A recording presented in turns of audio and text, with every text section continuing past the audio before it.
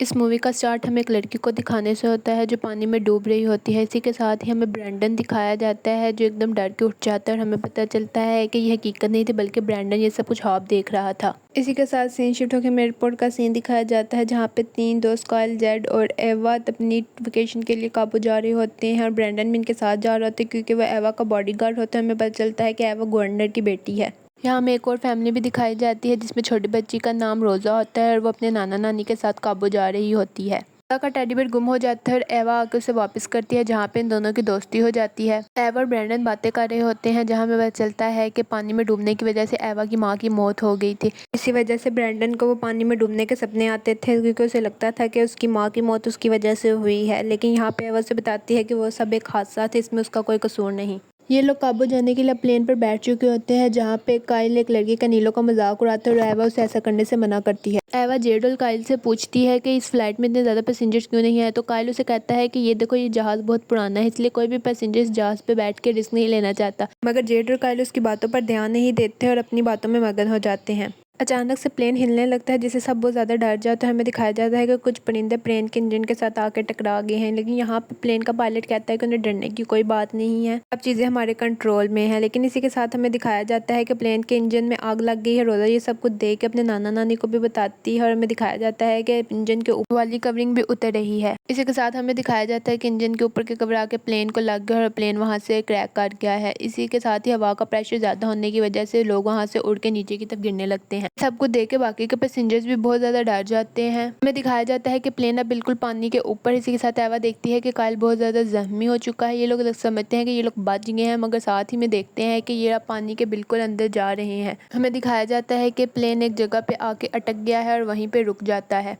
एवा, काइल और Z plane के आखिरी हिस्से में होते हैं, इस वजह से वहाँ पे पानी बहुत कम होता है, मगर ये लोग देखते हैं कि बाकी सब पैसेंजर मारे जा चुके हैं। एवा देखती है कि पानी में हलचल हो रही है, इसलिए वो आगे जाके देखने की कोशिश करती है तो उसे वहाँ से रोज़ा निकलती हुई नजर आती है। इसी के साथ ही ब्रैंडन भी रोज़ा की नानी को लेकर बाहर आ जाते हैं और ये लोग उनकी जान बचा लेते हैं। ब्रैंडन इन्हें बताता है कि ये जगह इनके लिए बिल्कुल महफूज है, लेकिन जिंदा रहने के लिए इन्हें ऑक्सीजन की जरूरत होगी और ये जगह बिल्कुल बंद है, इस वजह से यहाँ पे ऑक्सीजन कम होती जाएगी। यहीं पे रोज़ा की नानी ने बताती है कि उनके पीछे जो आदमी था उसके पास ऑक्सीजन टैंक था तो उससे मदद ले सकते हैं। यहाँ ब्रैंडन उनसे कहता है कि वे यहाँ पे अपने आप को महफूज है कि मैं जाकर उनके लिए टैंक लेके आता हूँ। ये सब कह के ब्रैंडन वहाँ से ऑक्सीजन टैंक लेने चला जाता है। ब्रैंडन ऐसे ही ऑक्सीजन टैंक लेके आगे की तरफ बढ़ता है, शार्क उस पर हमला कर देती है। किसी तरह करके ब्रैंडन अपनी जान बचा के वहाँ से भाग आता है और हमें दिखाया जाता है कि ब्रैंडन बहुत ज़्यादा जख्मी है और उसका खून निकल रहा है। वो ये ऑक्सीजन टैंक एवा को देता है और उससे कहता है कि वो किसी भी सूरत यहाँ से बाहर ना निकले। अभी वो ये सब बोल ही रहा होता है कि पीछे से शार्क आके उसे अपने साथ खींच के ले जाती है और उसे खा जाती है। ये सब कुछ देख के ये लोग बहुत ज़्यादा डर जाते हैं। ये सब लोग अपनी जान बचाने के लिए अब प्लेन के अंदर एक बंद कैबिन में आ जाते हैं जहाँ पे रोज़ा की नानी, हमें पता चलता है कि आर्मी में लेफ्टिनेंट नर्स रह चुकी हैं, इसलिए वो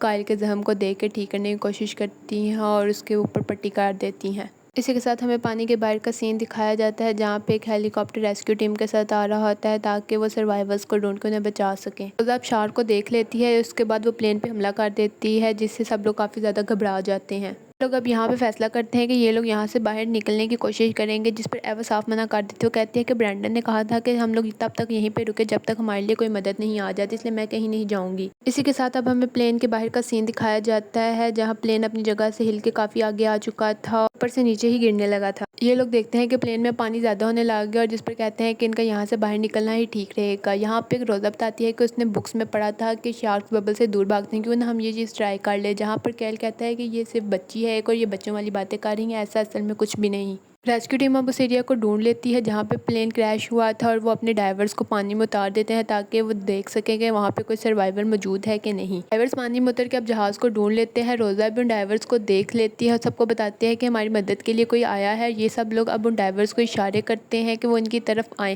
ड्राइवर इन्हें अब देख लेता है और इनके पास आ जाता है। जैसे इनके पास आता है यहाँ पे सब लोग कहते हैं कि तुम पीछे मुड़ के देखो, क्योंकि ड्राइवर के पीछे शार्क आ रही होती है और ड्राइवर को इस बारे में कुछ पता नहीं होता, लेकिन वो इनके इशारे समझ नहीं पा रहा होता। जैसे जैसे ही वो इसके इशारे को समझता है वो पीछे की तरफ मुड़ने लगता है और देखता है कि उसके पीछे कुछ भी नहीं है। ये लोग भी हैरान हो जाते हैं कि वो शार्क अचानक से कहाँ गायब हो गई। इसी के साथ ही डाइवर वापस इनकी तरफ मुड़ता है और इन्हें बताता है कि पीछे मेरे कुछ भी नहीं है। और अभी ये सब बात कर ही रहे होते हैं कि नीचे से शार्क डाइवर को खींच लेती है और ये सिर्फ डाइवर का कटा हुआ पाँव देखते हैं, जिसे देख के ये लोग काफ़ी ज़्यादा डर जाते हैं। डाइवर जब काफ़ी देर पानी से बाहर नहीं आते तो वो हेलीकॉप्टर वहाँ से चला जाता है क्योंकि उनका फ्यूल खत्म हो रहा होता है। एवा फैसला करती है कि वो पानी के अंदर जाके देखेगी कि उसे यहाँ से बाहर निकलने के लिए कोई चीज़ मिल जाए जिससे वो शार्क से बच सकें। अब ये लोग ये बातें कर ही रहे होते हैं कि जेट पानी में गिर जाता है। जेट के पानी में गिरते ही वो शार्क उस पर हमला कर देते हैं, जिसे देख के ही सब लोग बहुत ज़्यादा डर जाते हैं। लेकिन किसी भी तरह करके ये लोग जेट को शार्क से बचा लेते हैं, मगर हमें दिखाया जाता है कि जेट का एक पाँव शार्क ने खा लिया है। यहीं पे दोबारा से रोज़ा की नानी उन सब की मदद करती हैं और जेट का मुँह रोक देती हैं। जेट अपना कटा हुआ पाँव देख के काफ़ी टूट जाते हैं। इसके बाद ये लोग फैसला करते हैं अब हमें किसी भी हाल में यहाँ से बाहर निकलना होगा। यहाँ पे केरी उन्हें बताता है कि इन पैसेंजर में से एक स्कूबा डाइवर भी था जिनके पास स्कूबा डाइवर सूट थे। हम अगर उन सूट्स को हासिल कर ले तो हम यहाँ से बाहर निकल सकते हैं। इसी के बाद ही एवा फैसला करती है कि अब वो लगेज एरिया में जाएगी और वहाँ से वो सूट वाला बैग उठा के बाहर लाएगी। अब हम देखते हैं कि एवा लगेज एरिया में चली गई है और वहाँ से वो ग्रीन कलर का बैग उठा के ले आई है जिसमें स्कूबा डाइवर के सूट थे। इसी के साथ हमें दिखाया जाता है कि जेट मर चुका है और ये सब कुछ देख के एवा बहुत ज़्यादा टूट जाती है। इसी के साथ हमें दोबारा से प्लेन के बाहर का सीन दिखाया जाता है जहाँ पे उसका अगला हिस्सा पिछले हिस्से से बिल्कुल अलग हो गया और इसी के साथ ये लोग देखते हैं कि प्लेन के अंदर अब पानी तेज़ी से बढ़ने लगा है। ये लोग देखते हैं कि अब इनके कैबिन के ऊपर वाला हिस्सा भी टूटने लगा है और इसमें पानी आने लगा है। इसी के साथ हमें दिखाया जाता है कि प्लेन का अगला हिस्सा बिल्कुल टूट चुका है और वह नीचे गिर गया है। ये लोग अब यहाँ से बाहर जाने की पूरी प्लानिंग कर लेते हैं, इसलिए फैसला होता है कि सबसे आगे रोज़ा और एवा होंगे, उसके पीछे कार्ल, डनीलो और रोज़ा की नानी माँ होंगी। इसी के साथ ही ये लोग कहते हैं कि जो सेकंड ड्राइवर की लाश है उसके पास से हम लोग ऑक्सीजन टैंक ले लेंगे और उसे ये इस्तेमाल करेंगे यहाँ से बाहर निकलने के लिए। रोज़ा और एवा सबसे पहले आगे बढ़ने के लिए तैयार होती हैं। ये लोग जैसे ही पानी के नीचे जाती हैं एवा देखती है कि सामने से शार्क आ रही है। ये रोज़ा का बताया हुआ आइडिया यूज़ करती हैं और शार्क के आगे बबल्स बनाने लगती हैं और देखती हैं कि बबल्स को देखने के बाद शार्क वहाँ से गायब हो गई है। शार्क के वहाँ से जाते ही ये लोग आगे की तरफ बढ़ने लगती हैं। अब कार्ल, डनीलो और रोज़ा की नानी भी आगे बढ़ने लगती हैं, लेकिन हम देखते हैं कि रोज़ा की नानी आगे नहीं गई बल्कि वापस वहीं पे आके चुप करके बैठ जाती हैं और इसी के साथ उनकी मौत हो जाती है। इसी के साथ हमें कार्ल दिखाया जाता है जो वापस मुड़ आता है और वो कहता है कि मुझे बहुत ज़्यादा डर लग रहा है। इसी के साथ हम देखते हैं कि नीचे से कार्ल को शार्क ने खींच लिया और उस पर हमला कर देती है। ये सब कुछ डनीलो देख रहा होता है और ये सब कुछ देख के वो डर जाता है और वहाँ से भाग जाता है। एवा और रोज़ा को दूसरे ड्राइवर की लाश मिल जाती है और वो उसके ऑक्सीजन टैंक से ऑक्सीजन लेने लगती हैं। यहीं पे डनीलो भी आ जाता है जिससे एवा पूछती है कि बाकी सब कहाँ हैं, तो वो बताता है कि वो लोग नहीं बचे। एवा को इस सब से बहुत ज़्यादा दुख होता है, लेकिन इसके बाद ही एवा डनीलो को सेकंड ड्राइवर का टैंक दे देती है और उसे कहती है कि वो जल्दी से रोज़ा को यहाँ से लेके चला जाए और वो इन दोनों को यहाँ से बाहर निकाल देती है और वो ऊपर की तरफ जाने लगते हैं। एवा उनको वहाँ से निकालने के बाद जैसे ही वो निकलने लगती है उसके आगे शार्क आ जाती है। शार्क इससे पहले उसे खाती मगर वो वहाँ से चली जाती है।